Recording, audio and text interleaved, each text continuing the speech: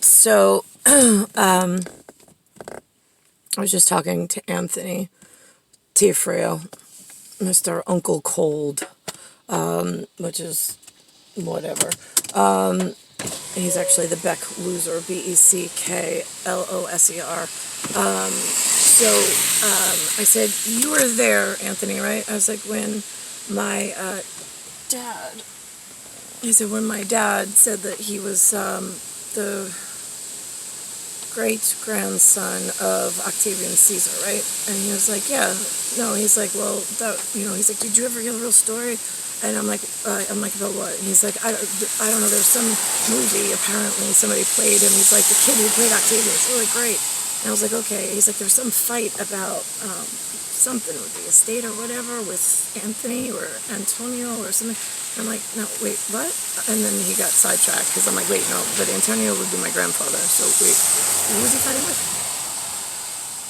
But all of those claims were substantiated. Every generation, we had new documents of the new children to update to see whether they had been brought into the royal fold or manifold or whatnot on world leadership and stage based on the fact of my return being mother of earth and father of time being Niklaus, and then our Immaculate Conception son, which is the whole ordinance and credence of the Catholic Church.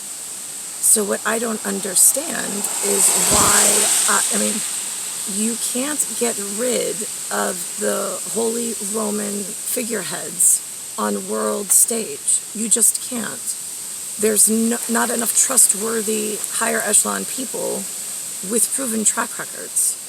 The system doesn't change of how the records are documented, and he and I documented them with a handful of others that are at our discretion from elsewhere. That's it. So I don't know where you thought all this was going to lead. I mean, it's not like I'm vying for, money or something. I want one man, and then he takes care of the money and me. Where did you lose this in my part and my responsibility, especially when Antonio signed over his Stella Pini, being his granddaughter, directly to Hitler, so we didn't, Niklaus Hitler, so we didn't have, in front of witnesses no less, so we didn't have a problem with some other Anthony disputing something, or with an Ottoman. And from Star Terrestrial standpoint, you humans are really fucking stupid. I mean, we documented this. We gave it in to the authorities. How you could just pretend it doesn't exist. And this is some kind of competition for plastics. No, you already lost that fight. It's clear and evident. You're not allowed to use the word window, but yet, for windows to the world. But yet, Bill Gates brings out a plastic machine, calls it a computer, computer. It's putting her, meaning me, puter, into a compromised position, compromised, between Romer and Teofrio. Dangerous for me. It was never supposed to happen. These are illegal world stage and world archived moves. So I don't get this. Who do I contact about this? Is it the church? I mean, when I was in St. John's Catholic Church and I spent the weekend on a Christian awakening, the father, I think, or the pastor, I don't know what they call themselves, that was leading the Christian awakening, we had journals, and he said, okay, so, and he went through that that they used to be considered superheroes in Rome. And I said, actually, that's the best explanation I've ever heard. I was like, that makes the most sense. And then he said, yeah, and they used to be spoken of as if they had superpowers, magic, super, godly beings. I'm like, right, okay.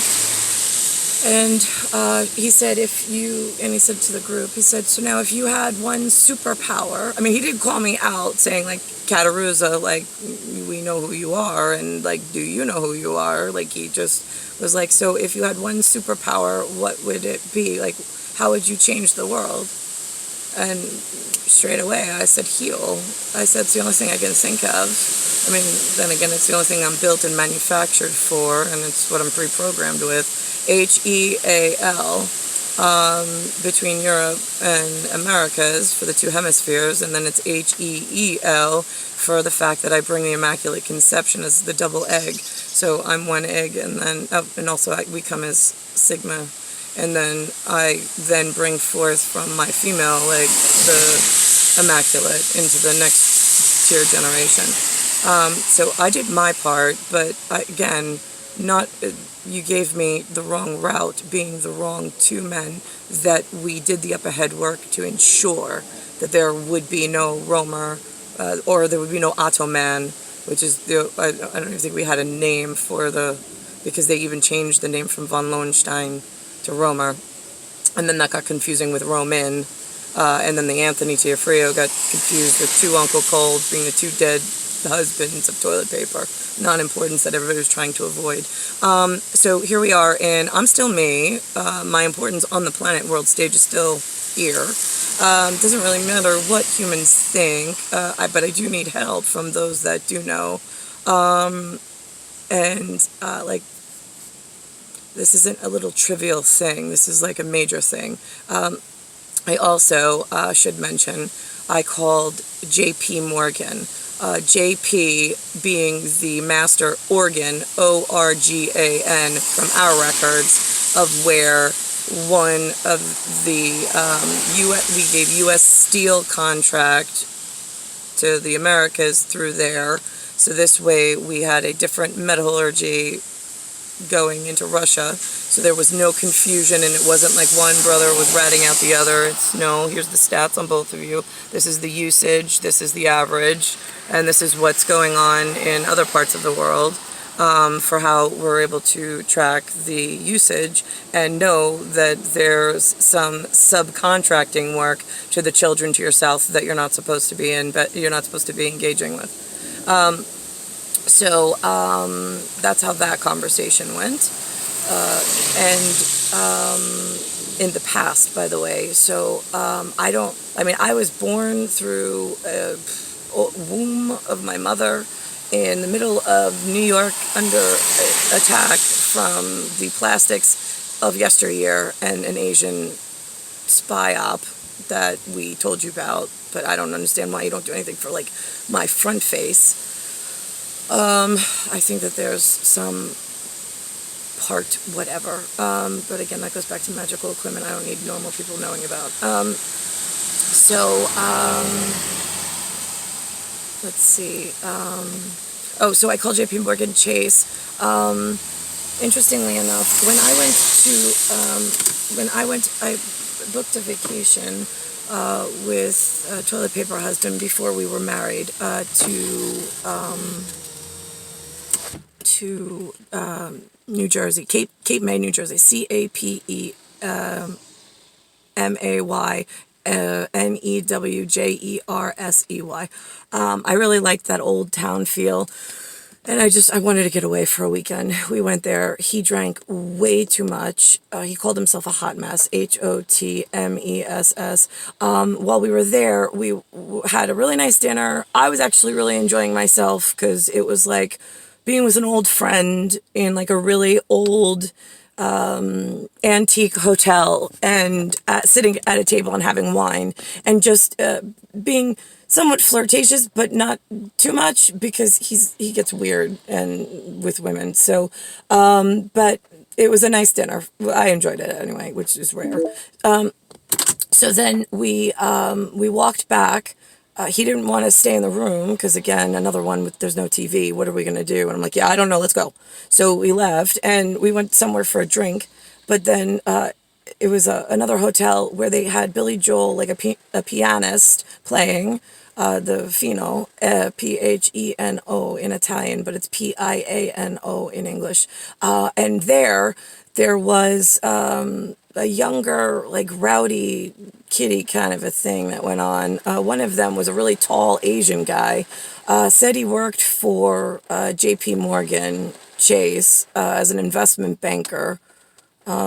Somehow it went to that. I mean, again, I was working as a personal banker, a small business specialist, so I wasn't making nearly the amount of money that he was making. I mean, he's making like overseas money.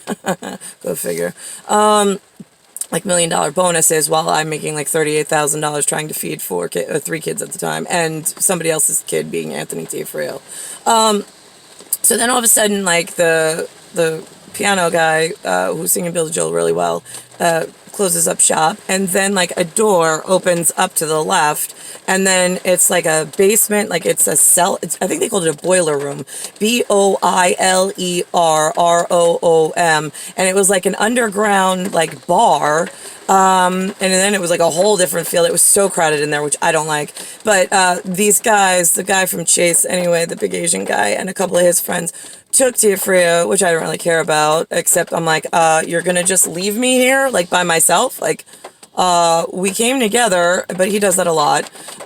He did that to me on my birthday when the guy threw himself out of the window and died right in front of me. And I'm hiding, like, all dressed up in, like, an alley. Like, anybody could just, like, kidnap me and rape me. Like, you're just gonna stand... Oh, I was calling him on the cell phone. He wasn't answering either, but that's his MO. Fucking piece of shit, man. So anyway... So, the guys were buying him shot after shot after shot. And then one of the guys was like, oh, wait a minute, are you with him? And I'm like, well, I was. I mean, I came here with him. I mean, what do you mean by with? Like, am I married to him? No. I was like, but yeah, I walked in with him, and he's supposed to be my, I guess, chaperone, but whatever. And he was just like, oh, do you want a drink? And I'm like, actually, that would be really nice if you could. And then, like, I felt bad. Like, this guy, like, totally, like, took over, like, responsibility of chaperoning me because he realized what a douchebag Teofrio was. Like, literally. And I kept saying to the gentleman, I said, I really appreciate you looking out for me. I was like, it's a little embarrassing that yeah, whatever, but I'm not surprised. And so, the guys were really, really nice. Teofrio got totally wasted. They wound up having to cut out and go home, but they had their own friend that got totally wasted that they were like carrying through the streets of Cape May. And then Teofrio wound up like getting to the point where he couldn't even walk home. And then he's screaming in the middle of this beautiful, quaint old town. Everybody's sleeping because now it's like 11, 12. He's like, bitch! Bitch, meaning me, BITCH at the top of his lungs, and he's like, don't leave me, and I'm like, oh, I was like, shh, I was like, this is like Disneyland for like our age, shh. I was like, you're so embarrassing. I was like, I'm leaving, I'm going. I was like, I'm walking slowly. I can feel you behind me. I was like, and I'm not your caretaker, because then after he drinks, then all of a sudden he starts looking for drugs. And I'm just like, Aunt, we're away. I was like, I don't want to have a problem. We're going home after antiquing tomorrow, supposedly. I was like, and I really don't need, like, to wind up you in jail and me having to figure out how I'm going to tell my parents. So, because then he started going towards a supermarket, and then, like, I mean, we're in, like, cute little, like, there aren't drugs in this town, or whatever, and, then finally he gives up, and he's pissed, and then he's calling me the bitch, and I'm just like, listen to me, I'm going back, and I'm leaving you, like, I'm not taking care of you anymore, I can't follow you around this town while you scream at me, making a huge scene. It is really, like, obscenely embarrassing to be anywhere near you.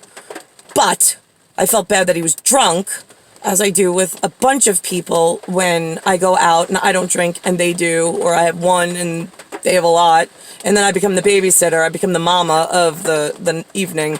So finally I got him back to the hotel just in time for like him to just, he messed up the room, something horrible. So, oh my God, I'm so embarrassed.